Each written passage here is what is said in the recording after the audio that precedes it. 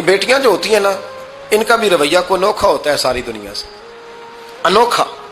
میں کبھی کبھی کچھ ایسی باتیں کرنے کو دل کر جاتا ہے کہ جو کر گزرتے ہیں۔ ایک صاحب مجھ سے ایک دن کہنے لگا، حضرت صاحب بڑی مشکل میں ہوں اور اتنا کٹھن وقت آ گیا کہ کوئی حال ہی نہیں۔ میں نے ان سے کہا کہ اپنی اماں سے دعا کراؤ، مسئلہ ٹھیک ہو جائے گا۔ کہنے لگا اماں تو انتقال کر گئی۔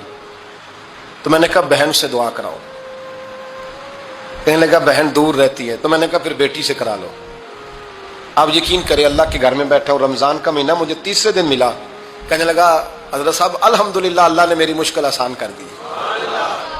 کہنے لگا یہ نسخہ آپ نے بڑا عجیب بتایا، پیر تو اس قسم کی باتیں نہیں نہ بتاتے، پیروں نے تو آپ کو پتا ہے دعائیں قید کر کے رکھی، صرف ہماری قبول ہونی ہے۔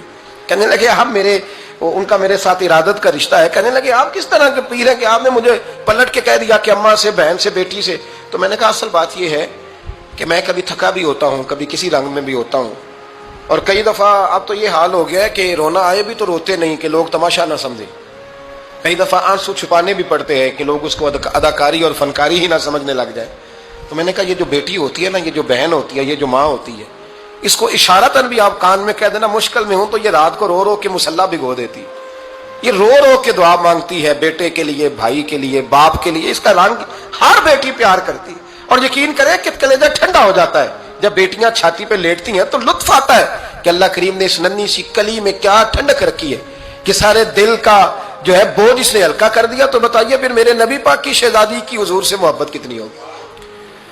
حضرت خدیجہ الکبریٰ رضی اللہ تعالی عنہ فرماتی ہیں کہ بڑا پیار کیا نبی پاک علیہ السلام نے حضرت فاطمہ سے۔ چھوٹی تھی نا، چھوٹی عمر تھی، تو جناب خدیجہ ذرا انداز دیکھیے گا بیٹی کی محبت کا۔